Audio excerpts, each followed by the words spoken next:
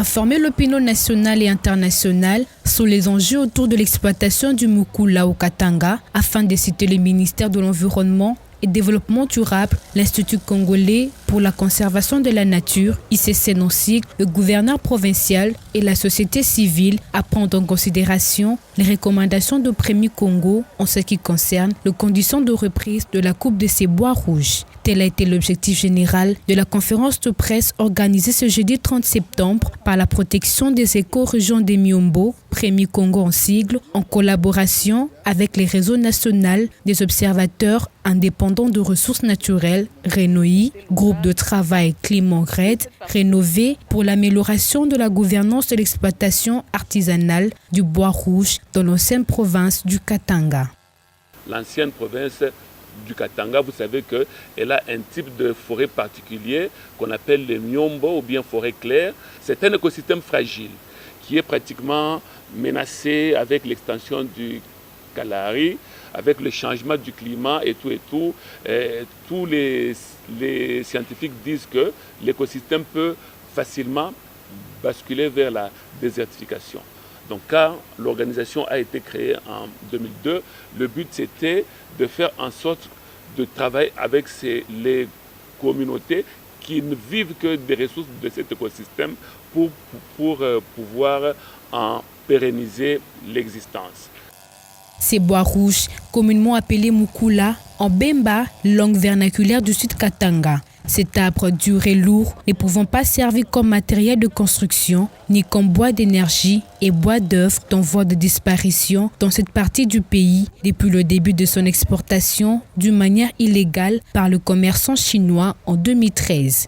Suspendu depuis 2017 par le président de la République, les exploitants artisanaux du Katanga implorent la reprise de son exportation. Pour Premier Congo, cette reprise doit être accompagnée par certains préalables. Pour Premier Congo, nous estimons que cette reprise doit être accompagnée par certains préalables. Et ces préalables vont consister à instaurer la bonne gouvernance dans le secteur.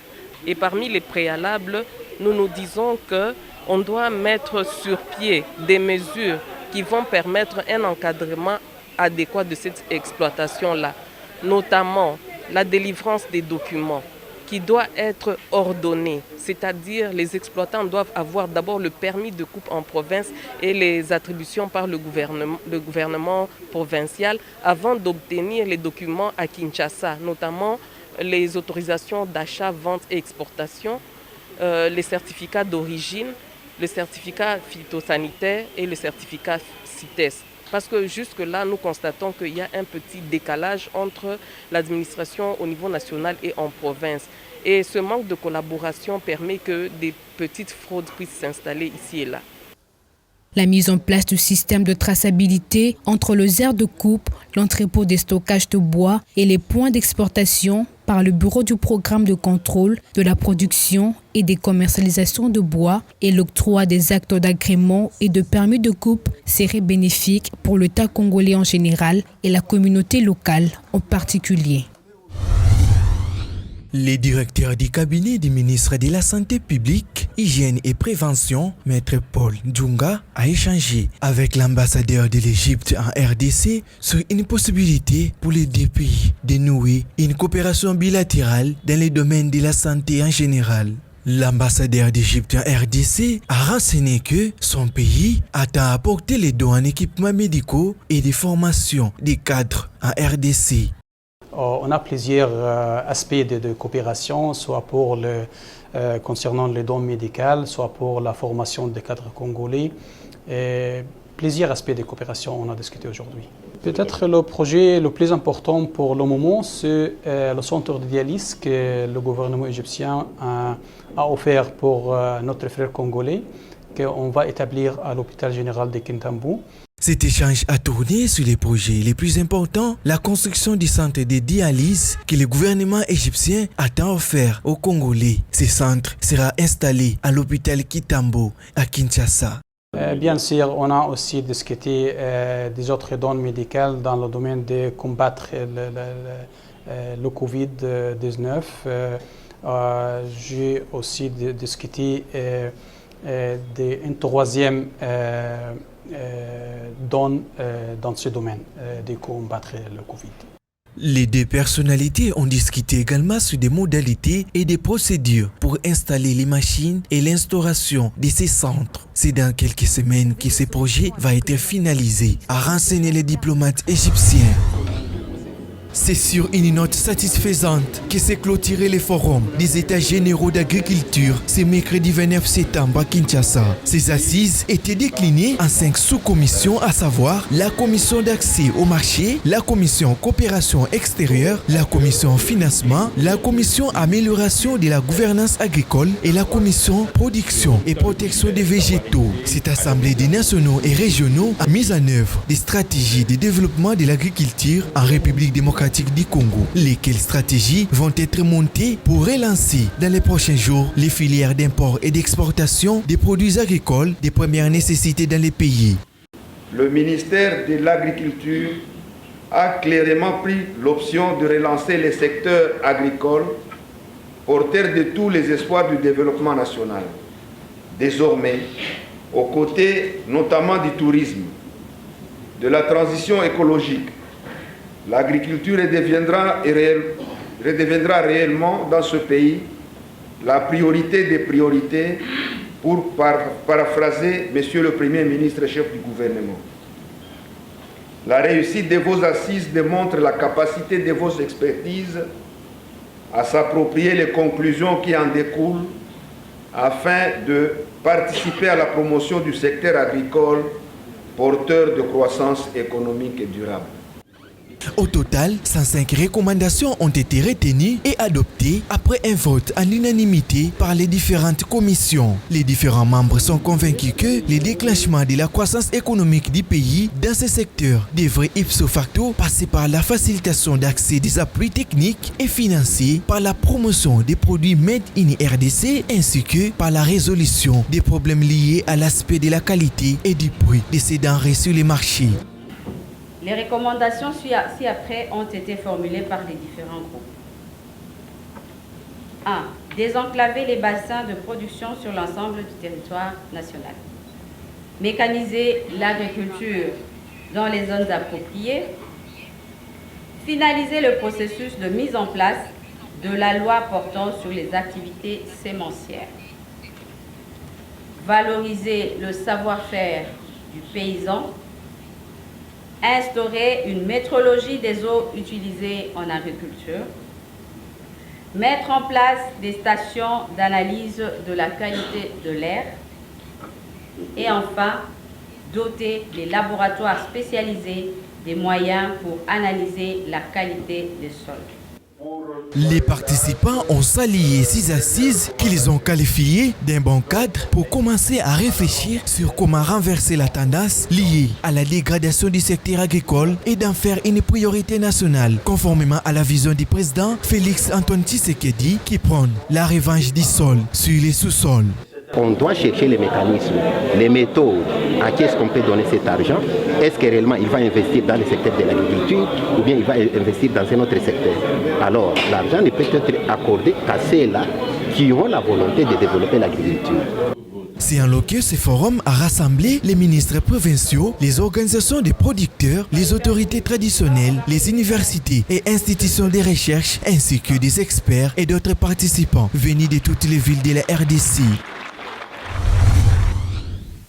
La pratique d'agroforesterie gagne petit à petit du terrain dans le chef de ménage au plateau des Batéké, à Doumi. Après avoir expérimenté cette technique de la culture de champs associée aux arbres, la communauté locale de ce coin de la commune rurale de Maluku s'est dite satisfaite à cette méthodologie qui rend fertile leur sol. Je loue cette initiative.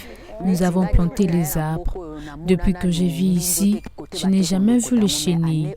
Mais cette année, avec la présence de cette forêt artificielle, nous avons eu les chenilles, les champignons, nous avons mangé et c'est un sujet de joie. Maintenant, nous commencerons à manger les gibiers et les champignons. Ensuite, on mettra les ruches pour avoir également le miel. Patrick Nzao, l'un des bénéficiaires de ce programme de la restauration du sol de ces villages, renseigne sur l'adhésion de la jeunesse et leur implication à la nouvelle approche d'agroforesterie. Implication, il y a jeunesse. L'implication de la jeunesse. Notre village a une population jeune. Il n'a pas assez de vieux, mais il fallait associer le jeune.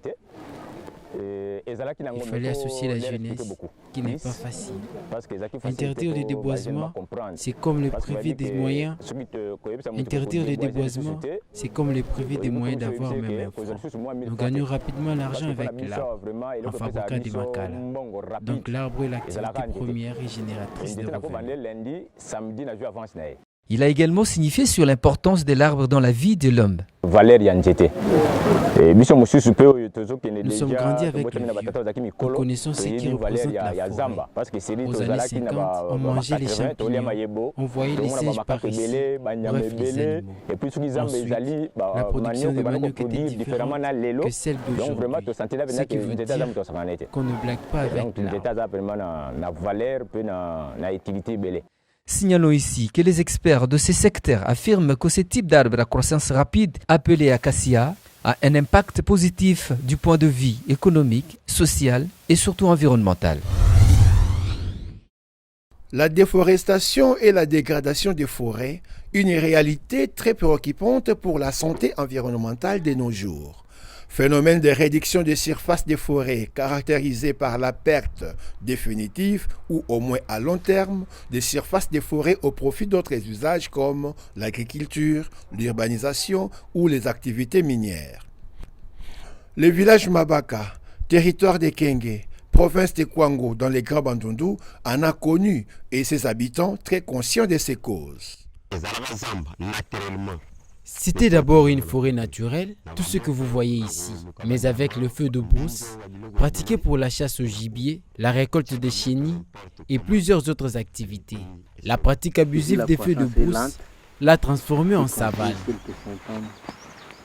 Natif du village, Dieu merci Muzingu, en pleine formation en sciences agronomiques à l'université de Kwangu, est revenu comme agent solution contre les méfaits de la déforestation et dégradation des forêts du village Mabaka. Des constats faits, il a initié GEJADEC, groupe de jeunes agronomes pour le développement de Kwango, et a procédé au reboisement pour restaurer la forêt naturelle du village. En utilisant les faits, il y a les désavantages. Parmi les désavantages, c'est là où nous citons maintenant, il y a la dégradation de l'écosystème que nous connaissons aujourd'hui, que nous sommes en train de subir. En voici les détails. Le sol est exposé, le sol est nu. Oh, lorsque le sol est nu, je vous dis, il y a encore l'infertilisation du sol. Maintenant, pour remédier à cette situation, il faut quoi? Il faut restaurer une forêt. Pour restaurer une forêt, c'est là où nous avons fait recours au reboisement. Mais aussi, nous avons les exemples qui est de l'autre côté, les acacias. Depuis que nous avons commencé cette activité, ça fait déjà 4 ans. 4 ans déjà. Et d'ailleurs, il y a de bons résultats, c'est ça. Les œuvres, c'est ce qu'on dit souvent, les œuvres parlent mieux. Dès mon retour de l'Angola, je suis venu trouver que l'ingénieur a initié GEJADEC. Ils ont travaillé dans les lacs Kilodi et ils ont restauré la forêt dans son état naturel. En tout cas, je les félicite, ainsi que l'ensemble de l'équipe des ingénieurs.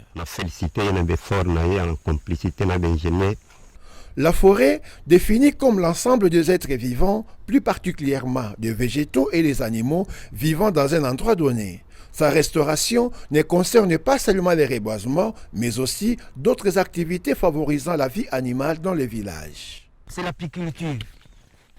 Voilà, faune et flore disparu, il n'y a pas les animaux, il n'y a pas les arbres. Alors, est-ce que les insectes peuvent résister encore? N'est-ce pas, rien du tout. Donc, comme il y a eu disparition des animaux, des plantes, également aussi des insectes. Et GEJADEC a réfléchi, il dit il faut encore impliquer l'apiculture sous ces arbres ici. Parce que 4 ans déjà, il y a la floraison des acacias et des plantes mellifères naturelles. Ça peut nous donner des bons miels de qualité pour vulgariser aussi une bonne technique, une bonne pratique sur l'apiculture, quitter le stade traditionnel où les abeilles sont tuées et avoir amélioré la façon de pratiquer ou de gérer les abeilles. La dégradation des forêts se réfère à la réduction de la capacité d'une forêt de produire des biens et des services. Il s'agit notamment le maintien de la structure et des fonctions d'écosystèmes. Une forêt dégradée ne fournit qu'une quantité limitée de ses biens et services et ne conserve qu'une diversité biologique restreinte. Elle a perdu la structure, la fonction, la composition des essences et la productivité normalement associées à la forêt naturelle. La restauration de la forêt des Mabaka, une technique reproductible, est un exemple à suivre pour plusieurs autres villages de la République démocratique du Congo.